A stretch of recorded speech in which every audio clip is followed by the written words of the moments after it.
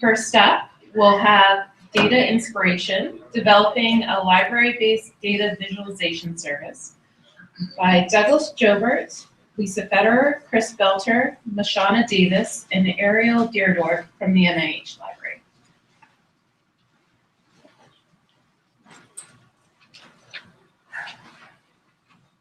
Good afternoon. I am delighted to be here. Oops, I'll try not to spaz out and spill my coffee. So I am representing, I'm Vanna White today. I'm representing my team. I certainly did not do all the work, so I want to give a shout out to everybody who worked on this project. This really should say pilot project because that's really what it is now. We're sort of testing the waters and seeing how well this pilot project sticks with our users. So this is myself, Chris Belter, Mashana Davis, Lisa Federer, and our wonderful NLM associate. If there's anyone in NLM in this room, please keep sending us wonderful people. So we're really grateful that Ariel was able to participate in this. Okay, so I'll talk a little bit about the NIH Library Tech Hub, which is sort of the nexus for where this project is happening. If you want more information about the Tech Hub, stay around for tomorrow. I will be doing a lightning talk on that, and you can sort of pick my brain about our technology hub. I'll talk about our data visualization team, a little bit about why we're doing visualization and why now. I'll talk about our data visualization tools and the training that we've been providing to our users, and methods we are gathering information from our users on training for 2016, and how we are measuring the success of this pilot project. So as I said in my introduction, our Tech Hub is the nexus for our data visualization pilot project. You're looking at examples of everything that's going on in our Tech Hub. And again, plug. Stay around for Tuesday. You can hear me talk about this again. So recording studio, 3D printing, mobile apps, software collaboration workspaces, smart pens, and digital touchscreen. And I'll talk about the importance of that touchscreen tomorrow, because that was actually given to us by the Associate Director for Data Science in one of our partnerships.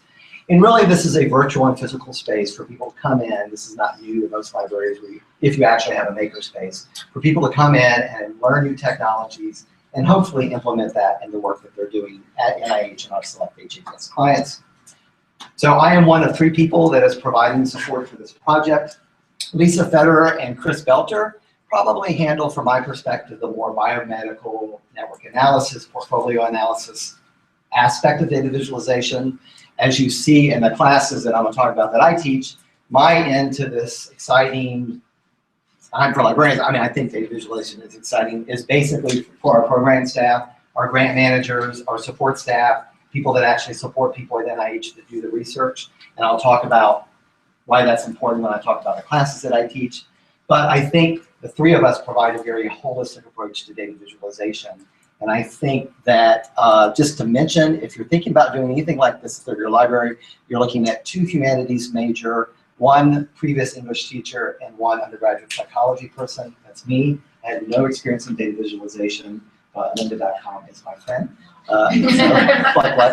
So we also started a data visualization community of practice.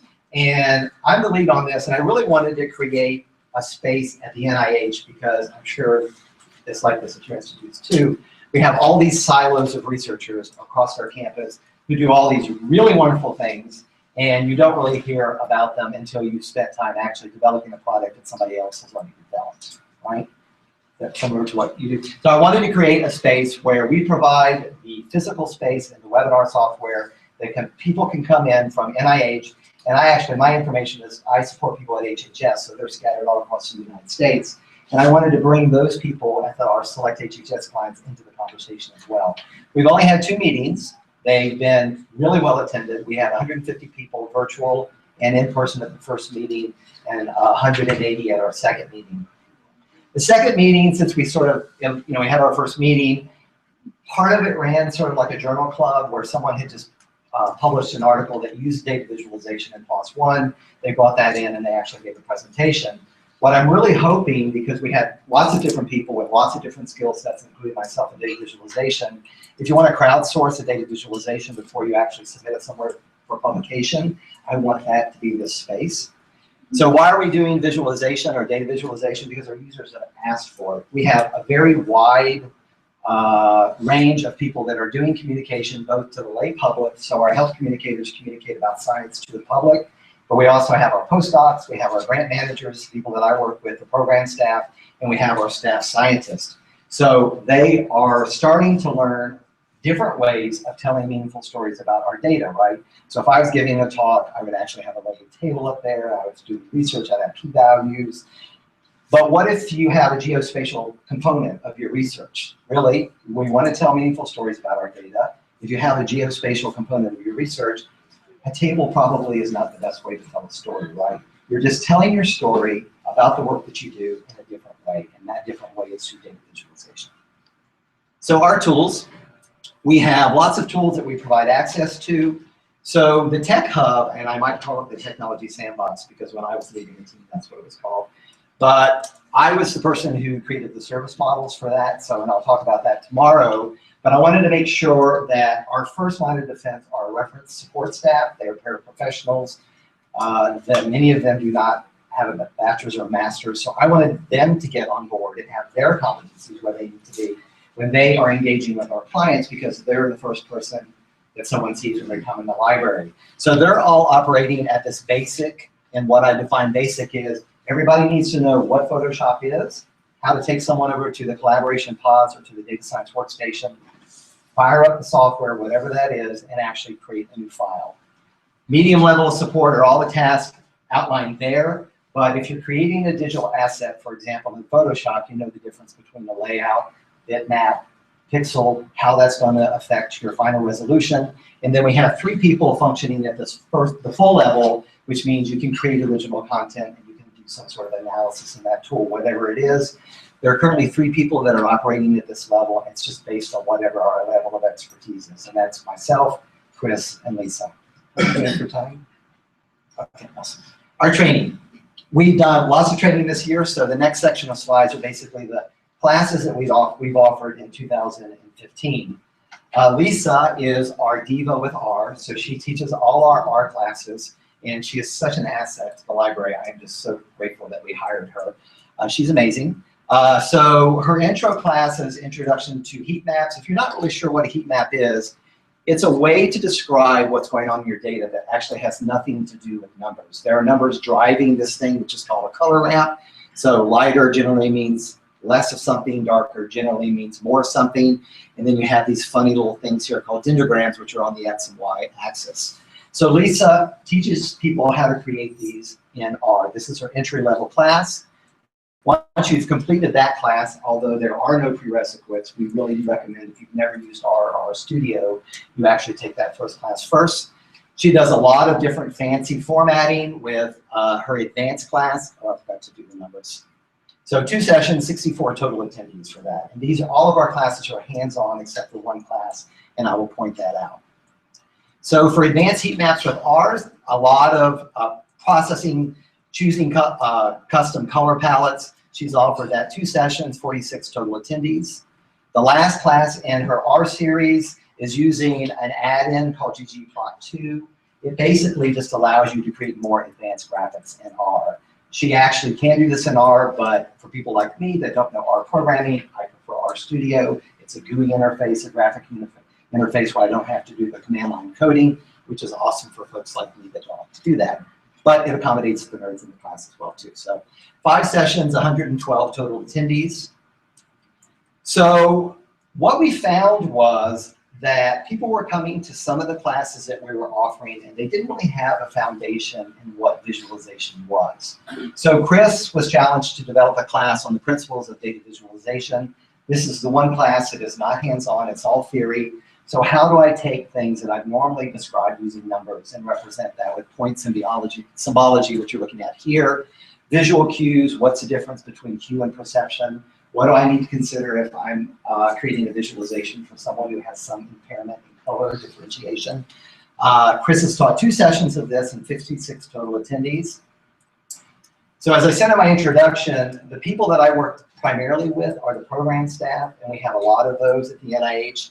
And I wanted to create an entree into data visualization that wouldn't scare people off. And I wanted to do that in an environment that people felt most comfortable with. And we are a Microsoft Office shop, So I chose to do that in Microsoft Excel. There are two add-ins. They're called the Power Pivot, and they used to be available only in the Enterprise Edition of like SharePoint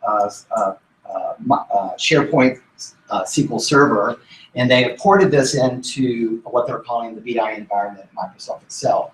If you're using Office 2010 and earlier, it's a download. You just have to go to the Microsoft website and download it. If you're using 2013, it's built in natively. And the two tools that I focused on are Power Pivot and Power Query. And it allows you to do a lot of cool things that you can only do with databases inside that flat file format in Microsoft Excel.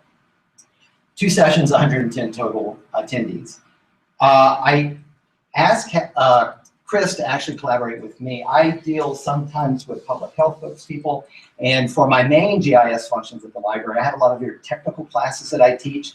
And again, we wanted to sort of expose data visualization to people that might be sort of scared of it. So I took all the technical stuff that I do in my 4 GIS classes, and I removed that, and I brought this into the spatial literacy and online mapping. So what Chris did is, he took part of his content from his introduction to data visualization, and I took the non-technical aspects of the GIS classes that I teach, and I basically wanted people to look at a map and say, was this map created ethically? You know, what is the person trying to tell me about this data? Did they use the appropriate data values for this particular map? So it was focused more on spatial literacy than actually creating online maps. 1 session, 62 total attendees. Chris offered data visualization with Gephi. So the next 2 classes are taking all that theoretical stuff we talk in the intro classes and applying it to an open source tool. So Gephi is a network analysis tool, and you're looking at an example of something that Chris created over here on this slide. So he taught people how to create custom visualizations and export final visualization into various file formats using Gephi. He's had 1 class, 10 total attendees. This is a class that sort of didn't stick as well with some of the other ones that we taught. And last but not least, Lisa and Chris created a creating infographics using Inkscape. Inkscape is an open source tool for creating little graphics like you're seeing here. And again, taking the theoretical stuff that we talk about in the intro classes and applying it to an open source tool. The only class that is not actually hands-on is that one Introduction to Data Visualization class that Chris does. Okay, 3 minutes, wow. I like to talk. So 3 methods of evaluation. So RL, who was our NLM associate, worked with Lisa to do like a data visualization, sort of like a needs assessment. We had some demographic questions. And basically, we wanted to know if you're creating visualizations as part of your work at NIH or select HHS clients, what kind of data are you using? And what tools are you using? And if there is a gap in between the tools you're using and the ones you want to have training on, what would you like the library to teach? We divided those into simple tools, multi-use tools, network analysis tools, and GIS tools. So that's what you'll see here, and then I'm just going to go straight to that. We count meetings just like any other library, so the number of types of consultations that we have. So unfortunately, Lisa, who's analyzing this data as I speak, she did send me an email that I did want to sort of add to that. She's like, I finally have the data ready for your presentation. I'm like, well, I go on in 15 minutes. So I just threw some data up here that I found kind of interesting. So the question we asked was, if you're creating data visualizations, what type of data do you use? If you can't see in the back, I apologize for the small text. Administration, management, support staff, this sort of orange color to me is our clinical staff, and this light gray color are our scientific staff. So of the type of data, not surprising, they do it for something they're actually publishing, right? And I will read these off for people that are in the back of the room. General tools that I want to use, most people wanted to learn about Tableau. Lisa has taken the challenge, and she will be teaching a class on, she's partnering with someone from NEI, the Eye Institute, and they're going to do a full-day workshop on using Tableau. Qlik, processing. I put this together, and I'm like, nobody's going to know what that means. Lisa put this in here because she wanted to know at what point people have their data when they are about to do a visualization. So from her, since she's more of a data scientist, how much we're going to have to massage the data to get it ready to do a data visualization. So that's what it is. 1 minute. Okay. Multi-use tools are RStudio, Python, which is a scripting language which is used heavily in bioinformatics and GIS. I was really, really surprised at that response. Advanced Excel, that's the stuff I do, and Plotly. GIS tools I want to learn, ArcGIS, most people, and then some other spatial analysis tools. This was interesting because I think I do a great job at marketing my services to the library, but we did have an open-ended response, sort of like what the person was saying earlier. And a fair number of people said, it would be so awesome if you had access to ArcGIS. We do. So I need to do a better job in 2016 of sort of communicating the tools that we have in the Tech Sandbox. And last but not least, the network analysis tools. And I wrote these down because I don't want to get them wrong, because this is not my area of expertise, just in case everybody doesn't know what these are. So from the top, side 2 is a network analysis tool. Inspire, that's NIH-centric. You can see me after. I'll talk about that. It's for our grants managers. Cytoscape is a network data integration analysis and visualization tool. And Gephi is an interactive data visualization tool. I had an example of that when I talked about Chris's introduction to data visualization class. And that's it.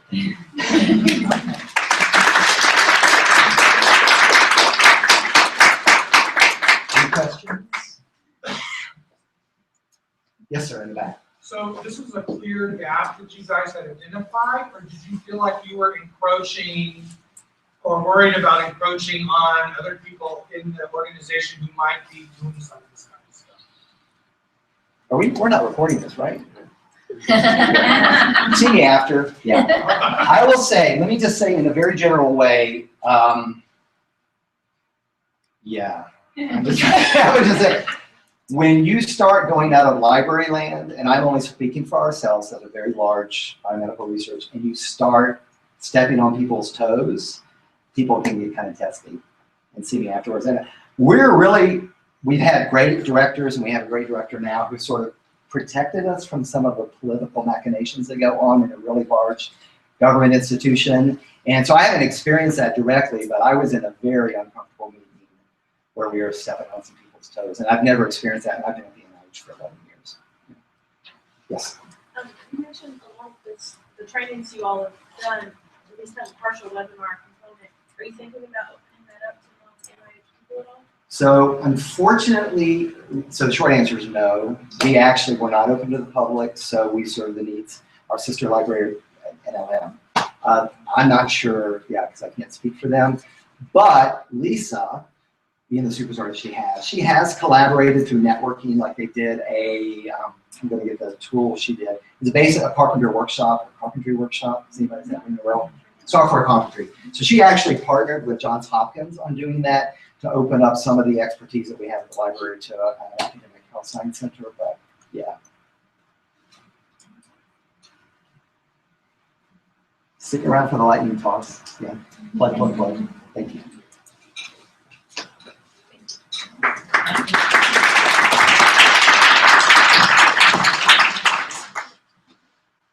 All right, so next up we have Reinvigorating Services for an Improved User Experience by Alexa Mayo, Everly Brown, Ryan Harris from the Health Sciences and Human Services Library at the University of Maryland, Baltimore.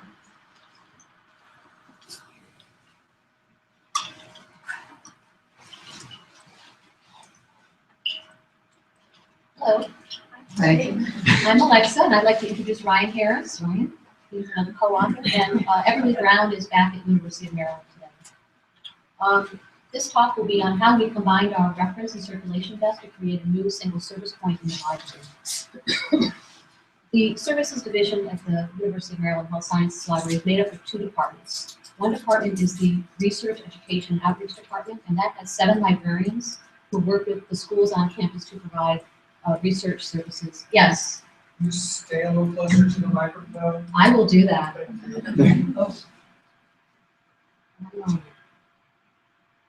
Is this better? Yes. Okay, great. So we have 2 departments in the Services Division at the Health Sciences Library. The Research, Education, and Outreach Department has 7 librarians, and they work with the schools on campus to provide systematic reviews, instructions, consultations. And 2 of the folks who are in that department presented this morning on that's Andrea and Emily. So that's our liaison program. We have the Information Services Department, and that consists of reference and circulation. And let me advance my slide here. And this is what I'm showing on the slide here is the Information Services Department prior to our merge. So we have two separate departments. They don't work, I should say, they don't work frequently together back in 2014. So they had very distinct jobs. This is a picture of our circulation desk prior to the move, and it's a large round desk with a long, low table. And I like this shot because it shows the circulation desk on the right. Immediately as you come into the library on your right, you walk past a bank of elevators, and if you keep going, there's the reference desk. And across from the reference desk is a computer user area. And these two desks were about 60 feet apart. So the process of changing began in about January 2014. And our activities at the reference desk and the circulation had been really declining over the years. So our statistics showed we were answering fewer questions, we were circulating fewer books. So we knew that a model of two separate desks with two separate staffs did not make sense any longer. We just needed to do something. So we proposed that we have this new single service desk. We involved MJ in the decision because this was a big decision for us. We talked about how we would move this forward, and we knew we had to have really excellent communication through this process because we had people who had been in these positions. These are not student workers. These are people who had jobs in our library for years, and they kind of, I don't mean entrenched, but they're really wedded to the positions they do, and change could be difficult. So we knew we had to be collaborative, we had to involve them, and be very transparent in how we move forward. So we began the process by cross-training selected staff in reference and circulation. I also interviewed everyone in June 2014, everybody in the Information Services Department. We met one-on-one in about an hour-long interview to talk about the merge. And so this was the beginning of my getting information from them. We also had a department-wide meeting, more like a retreat, after all of these meetings to talk about the merge.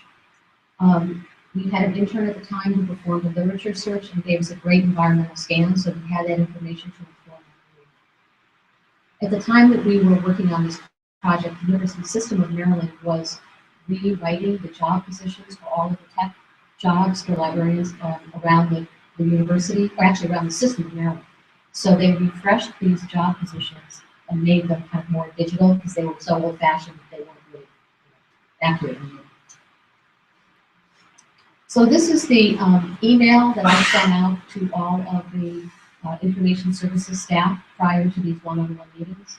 And the goal of this was to have them, give them time to reflect on the move and come to these one-on-one meetings with ideas so that we could really have a conversation. And I structured this a lot like a focus group style meeting. I didn't do a lot of talking at all. I really wanted to hear from them. I had a lot of prompts and I took great notes. So I had a lot of kind of data to work with. One of the questions I asked was, where should we have this service point? Because we had three options, as it turned out. Some people suggested that we take the reference desk and repurpose it into a new service, single service point. Some people felt strongly we should take the reference area and repurpose that. And another group of people felt like we should have a whole new desk somewhere else in the library. So I again listened carefully and took great notes on these. One thing that struck me in these conversations too was how strongly each person was advocating for their users. There wasn't a lot of thinking about their own comfort. Everybody came in with ideas about how the users could be served better. Even if they were competing ideas, they were really all about the user, and that was really great to hear. So we began the implementation in February 2015, and that's when we made a formal recommendation to our library director, MJ Toomey, that this would be a new single service point at the circulation desk. And we felt that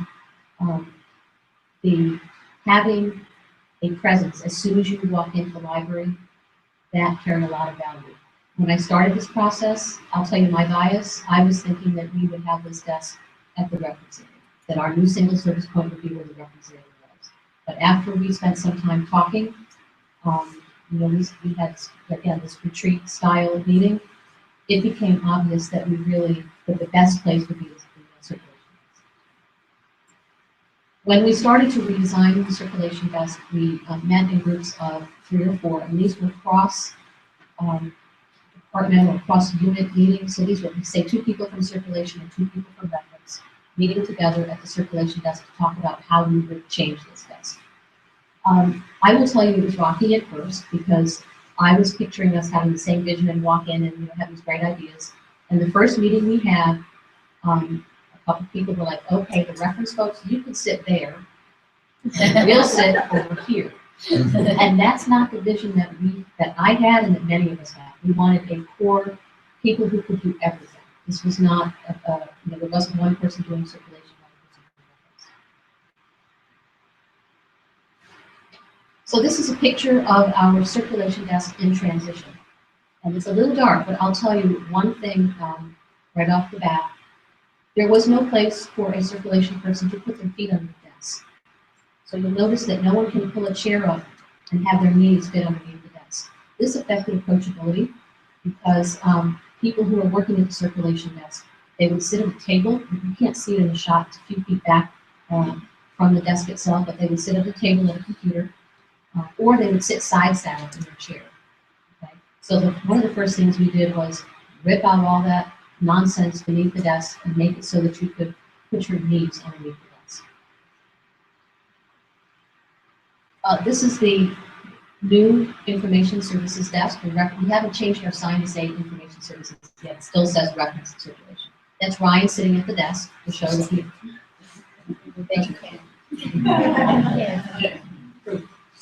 And this is a snapshot of our current information services department. And you can see that we have now 1 unit. It's a cohesive unit. We did lose 2.5 staff through this process. At the same time that we were doing this merge, there was a staff reduction across the campus, and this is where these 2.5 positions were taken from. We also had to decide, not everybody who were in these 2 departments had the skills to work at the desk, okay, because we had shelters and etc. So we came up with a list of core competencies that were required that staffing the desk. And these had to be excellent skills in communication, written, verbal, database searching skills, technology skills, and also using the CERT module. So everybody now is completely cross-trained and can work easily in any interaction that comes to that reference desk or information services desk. So these are the benefits that we identified through this process. Having 1 desk eliminates handoffs entirely. So right now we're focusing on building relationships with people who come to the desk. Before it was really much a back and forth situation, and there were a lot of little tasks, instead of having 1 person and you can work with them through the entire encounter. The renovations that we made to the information services desk were key to making it work, because we really need people to be up front and right there. We usually double staff the desk. We have monitors that face outward. It's just look, you walk in the library, the first thing you see is an invited person. And that's what we want. We also want this one solid team enables us to think about services and push them forward together. And before it was a little bit disjointed, like we have an idea, we have to talk to someone in circulation, and there was a lot of back and forth communication. This is just much smoother. We've got shared goals, we've got improved communication, and because we're cross-trained, we can fill in for one another more easily. And this whole process, this year process, we were able to talk a lot about our values, our expectations, and really kind of ramp up the service aspect of what we do. The benefits to the institution, again, we had those staff reductions, and those were required. So through this process of merging our desks and creating that single service point, we also had our strategic planning done. And so this was a time when we had a lot of inputs coming in so that we could write that strategic plan, draft that strategic plan. We were also interested in library hours. This was something Everly and I were working on in particular. We were getting a lot of comments about library hours. And these are just a couple of the ways that we got feedback from library hours. We asked 4 open-ended questions. That was part of the strategic planning. The student town hall was part of the strategic planning. And the 3 library wishes is this great survey, quick little surveys that we ran back in October, and we're running it again this October. And we borrowed it from the University of Colorado. So given those, the data that we got from those, town hall and 2 surveys, we changed our library hours, and we opened earlier in the morning, from 6 to 8 in the morning. And Everly and I, we had a lot of comments over the years about expanding the library hours, and we kept looking at the end of the day.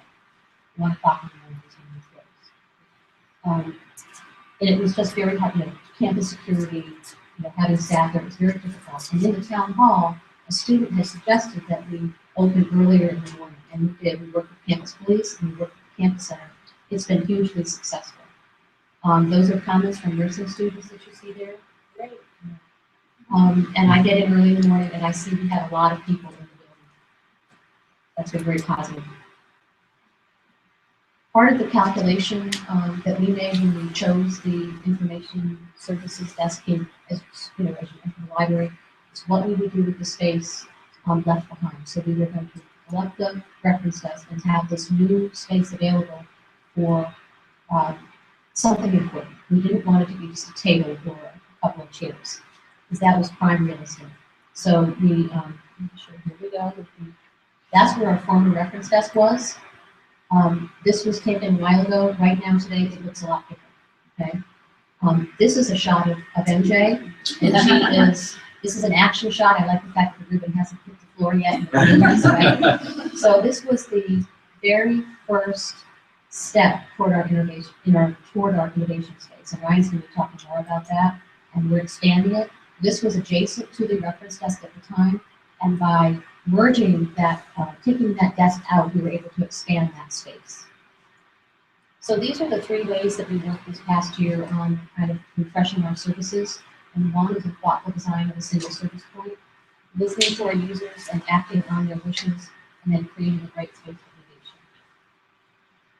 Thanks.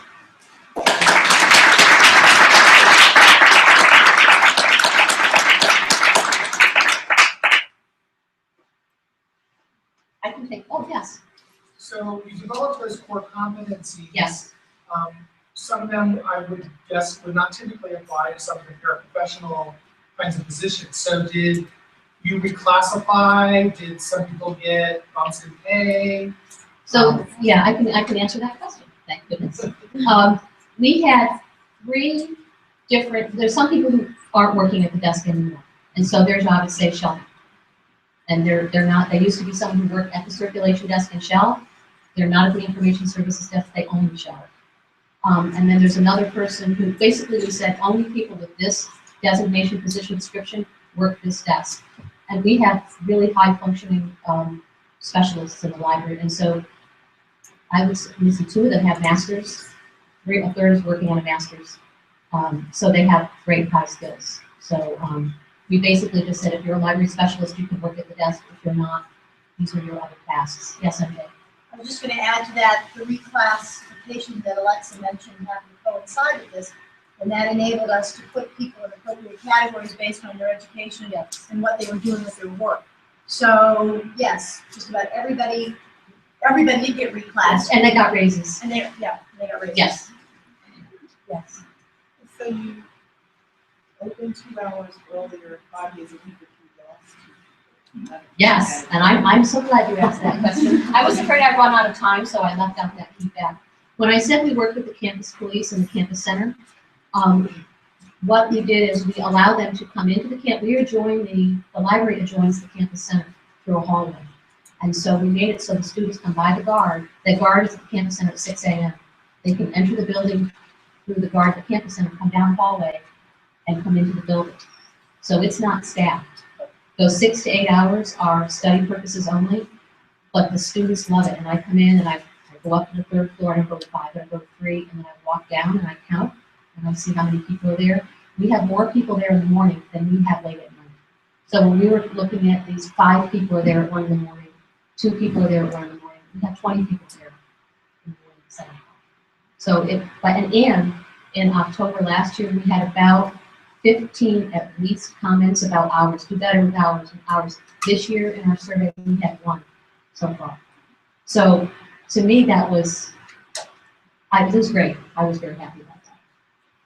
Did you end up killing your 1 o'clock in the morning No, close time? no, we extended, this is what we did. We extended our hours with fewer staff.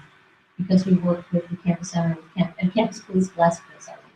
We wanted to make sure we weren't sacrificing security, because we're in Baltimore, we're in downtown Baltimore, in the city. So the campus police said, yes, we can do, early mornings are safer than late nights.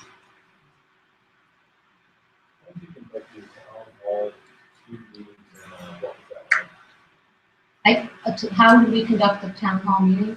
We invite our liaisons are a good, strong program, so they put the word out to the students and use all the mechanisms we have to promote it. We had food, which was key. We had it. I also worked with the Student Government Association to pick a date and time. It was a pain to, back and forth, a lot of back and forth, but we found that it was late in the day, lots of chips, and we invited them to come, and they had to talk about, adding some bioinformatics classes. They talked about hours, and again, I can remember that early morning hours comment came from a student who said, open earlier. And then when we put our heads together, we thought, how can we work with campus police to try that? Is that something? Yes. And I didn't want to get too far into it because that gets into our strategic planning, but yes, we definitely found that to be successful with the students. Yes. Any other questions? Okay, I'll walk away from the podium.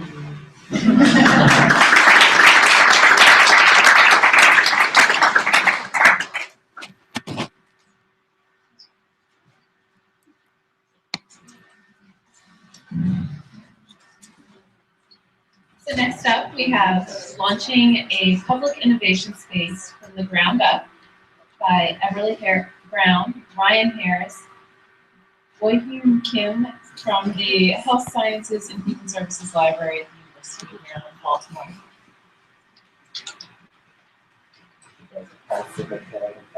And the last presentation, I promise. So Alexa alluded a little bit to this innovation space, so I'm going to talk about the process that we went through to do this. And I think my co-authors, Emily Brown and Boyhyun Kim, and Boyhyun was our super solid leader on this project. And it's amazing, so let's get started. So you guys have heard about our library, so I'm not going to say much about this because you've heard about it several times now. But I will say that we are the only public health sciences and human services library in Maryland, so that's another fact you haven't heard yet. So our director, MJ, wanted a group of librarians and staff to investigate makerspaces.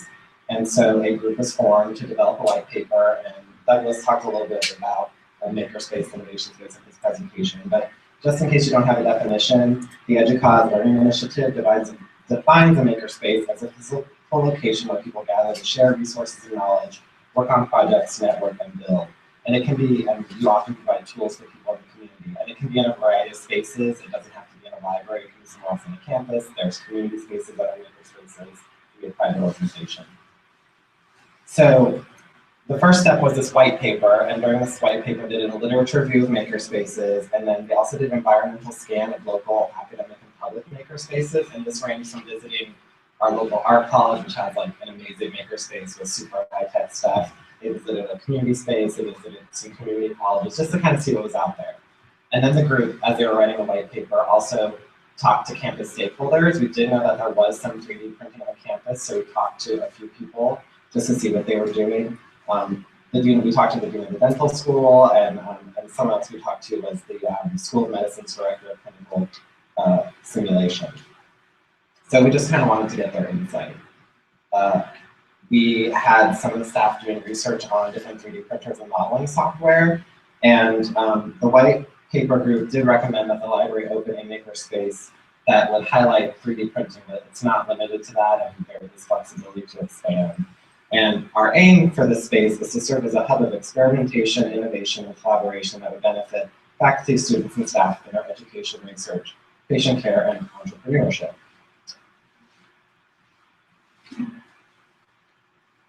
So a committee was formed to kind of make this happen. And the one thing I will say about this committee is that it was incredibly collaborative and cross-departmental, and we thought that was really important. Spearheading it was our associate director of Library Applications and Knowledge Systems, or we say ADLACS. We had our associate director for administration operations from admin. That's our business person. She knows how to get things done. She knows about the space in the building. She's kind of our finance person. And then it was also decided that this was going to be a public space that people would be in and it would be very hands-on. I know I've heard other health sciences libraries talk about, well, your guys is public, but I know other groups have STL, like people just bring in an STL file and they do the printing behind the scenes. But ours was going to be accessible to everyone. We wanted people to come in and be hands-on. So it was important to get a services perspective. So my boss, the head of information services, and myself, the reference services manager, served on this committee as well. And then we had an instructional technology specialist who has a great user-centered perspective, but also a great IT perspective. And it was really important to get both points of view in that. So what did we do? We first determined the location of the innovation space, and as you've heard from this previous presentation, it was first located next to the reference desk. We had looked at one other space on the second floor, but that was behind closed doors, and we really want people to see the space, use it, get excited about it. So that was nixed pretty quickly, and we kind of knew that the reference and circulation were merging to this one point, so we thought this was the best space because there was flexibility for expansion down the line. We investigated additional equipment and software. Of course, there are 3D printers, but we also subscribe to lynda.com, which Douglas said is amazing, and it is. It has a variety of tutorials. We bought some 3D models. We bought a 3D scanner. We bought a high-end PC that could handle a lot of the computing for the space. And we even bought like something fun like a button maker because it's a makerspace. You can make all kinds of things. So, and actually I got an email yet on Friday saying someone used the button maker, a student group used it. So we just have a variety of different things in there. We created a staffing and pricing model. This is unique in that staffing, we decided, is a combination of information services staff. We have staff from that department that are really interested in technology and really good at teaching technology. And then there's also staff from the IT department who you kind of picked 6 people to kind of provide the initial training once we started the service. But because this is open to the public, we decided to train all information services staff on the 3D printing. And it was a really kind of cool partnership between the IT department and the information services staff. They don't usually work on projects together. So people paired up one-on-one and had a list of tasks they had to complete, like level the MakerBot 3D printer, create a model, fix a model. So it was a great activity and that it built confidence in new technology that people weren't necessarily familiar with. We also created a pricing model, and this was pretty horrible. I will admit, and I did not advance this. So in investigating spaces, a lot of people charge by weight. And me and my boss were like, we are not going to be weighing models at the information services desk. We do a lot of, there's more important things we can be doing, like helping people with research. We did decide that we would receive payment at our desk because we do it already. So our model is actually based on time of print, and it's the model that we developed was $3 for the first hour and then $1 for every additional hour. And we're not making money from this. This is solely cost recovery. We established policies and procedures for the users. And this is a variety of things, like we warn people, plates are hot, you might get burnt, we're not responsible, please don't print paraphernalia, a variety of things. And also to not violate anything copyright, because there are a lot of, we don't want people doing that. And we actually have people sign these policies and procedures after we do orientation of them. And then we establish a step-by-step service workflow because this is interdepartmental and you're doing things in different spots in the library. We wanted to establish a really strong workflow. I'll talk about that a little bit more. So this is what the innovation space looks like before it expands. And here's some of our technology. We have 2 3D printers in it, the MakerBot Replicator 2X and the Affinia H480. We have a Sense 3D scanner. Our design software includes SketchUp Advanced and Tinkercad. We have NetFab, which looks at 3D models and repairs them to make them print-worthy. And then the MakerBot software actually gives the time estimate, which is important because that's how we calculate cost. And if you're wondering how we paid for this, because money is a problem, this was actually through the generosity of donors and our UMD Foundation. We have donors that give us money to use for technology specifically, and that's what we kind of use some of this money for. And our total costs so far, and this includes the expansion that I'll talk about a little bit later, have been about $21,000. And that's both equipment and renovation work. So how do people print? They have to go through an orientation with library staff, and that's required, that's mandatory to make a reservation through the subject guide, LibGuide that we have for the 3D printing. And they can bring in their own STL file if they already have it, or we will help them create it. But you go through an orientation, basically, you learn how to find models, you learn how to repair models, you learn how to use the MakerBot or the Affinia printer on your own in theory. They want our assistance a lot, so we do have staff and librarians who are out there helping people. But the idea is once you do the orientation by yourself, you can reserve the space and go in the space and use it on your own. So we do have a 3D print job submission form, which was developed by our web developer, and it has like all their information, it has a file name, and then it does have the time estimate, and once you put that in, you get your cost estimate, which is nice. People kind of have an expectation of what they'll have to pay. It doesn't always fit to that perfectly, we have to adjust it a little bit, but for the most part, it's okay. When this is submitted, anyone who's on the iSpace team gets a notification knowing that a print job has been submitted. And we keep track of it through this back-end 3D printing staff admin portal. You can see there are several different areas. It says an active job, if something's already been printed and ready to be picked up, if it's failed, and we do not charge for failed prints, we let people print again. So once a job starts printing, if someone's around while it's happening, that's great, and they can pick it up and bring it over to our information services. That's not always the case. Few things print overnight, or they leave to go to class as well. So if that happens, either a IT staff member or someone from the information services staff will see if something's done. They'll pick it up and take it over to the desk, the information services desk. And this is a great way for us to keep track of what's going on. And we also have it delivered, so once things have been completed, we know that someone picked it up. So that's the workflow. Here's MJ. This is another. That's before. This is before Before it dropped. But we had a grand opening. We invited the entire campus. We wanted to be an exciting event. There were balloons. There were cupcakes. There was lemonade. It was a lot of fun, and you can kind of see the models and the 3D printer. Another thing I forgot to mention is we do have a camera in front of the 3D printer, so it can like show what's being printed at the time, which we think is kind of cool. And this is the opening day that we did demos. That's Bo Yoon right there showing someone how to use the printer. So it launched in April of this year. And since the launch, we have thankfully hired an emerging technologies librarian. He has become a huge member of the team. Bo Yoon had started teaching some workshops, but he's really taken the lead on also on introduction to 3D printing workshops and 3D modeling workshops. He's taught 10 of the introduction to 3D printing classes with 52 attendees, 8 introduction to 3D modeling workshops with 18 attendees, and he and other staff have done one-on-one orientations with about 18 people so far. So there's obviously an interest in the 3D printers and learning about it, but that has not necessarily correlated into a high use of the actual printing out models. We've had about 12 successful print jobs since we've launched where people have picked it up and paid.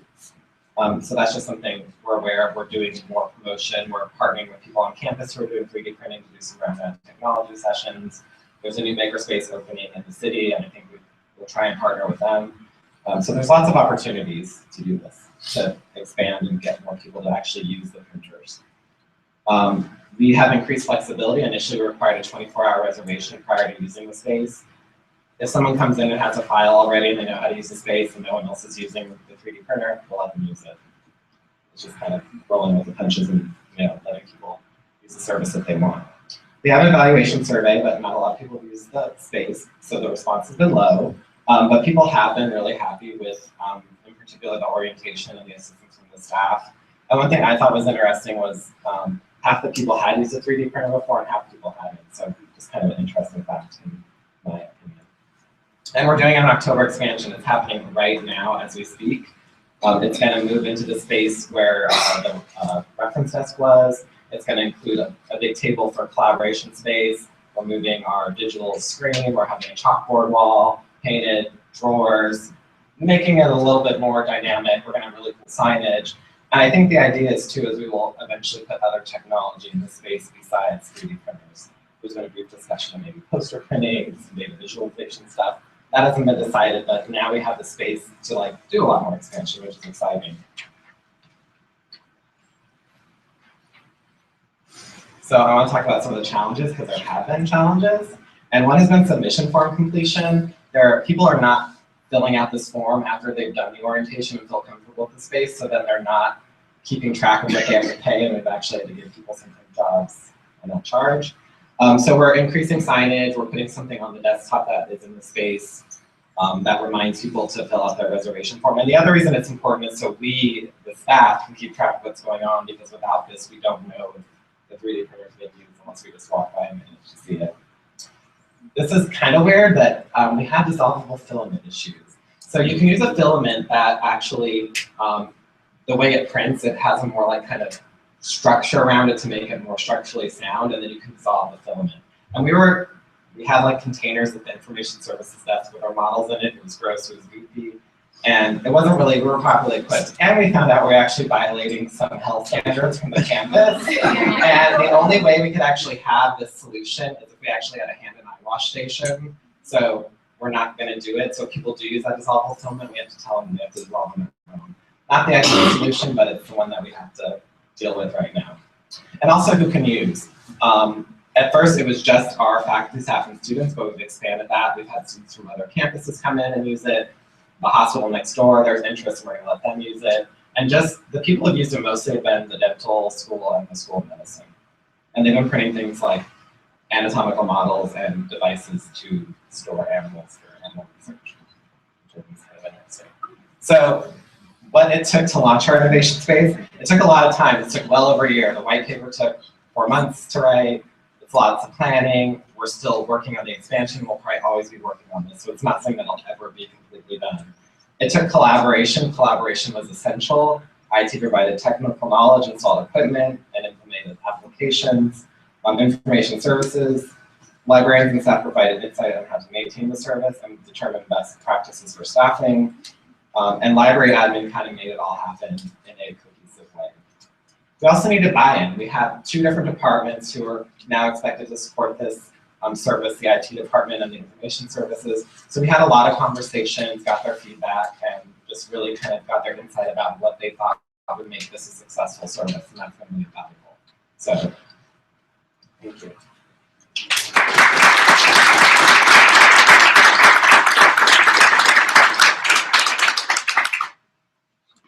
Any questions?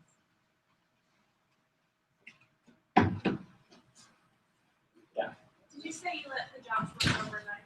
Yeah. Have you had any trouble with that at all? Oh, I mean, there's errors, and we'll come to like the school things, but that's just like the nature of 3D printing.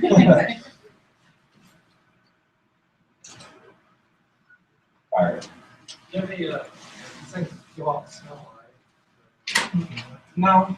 No one has complained about smell, and we get a lot of complaints from our users. Not one person has ever complained about the sound or of the printer or a smell. You have any, like, weird No. had, like, whatever, we haven't posted to the public. Fearful of, like, she's had things get clogged, and she's Things have gotten clogged, and like that's when there's a failed print job, and we usually redo it for someone, and someone from the staff will clear out the extruder.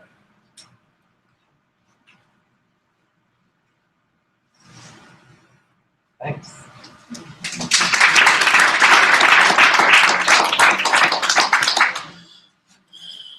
So please don't forget to vote in the People's Choice Award for the papers. That should be in your email. And coming up next in here will be the committee's choice papers, and instructional papers will be over in the other room. Thank you.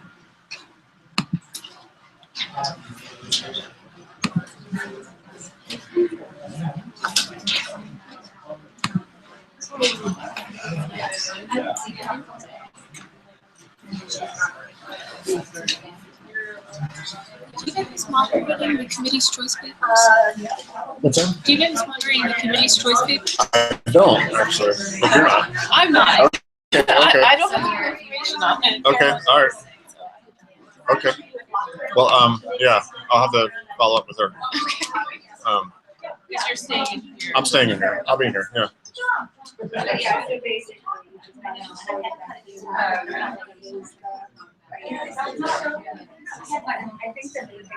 Can I make a suggestion?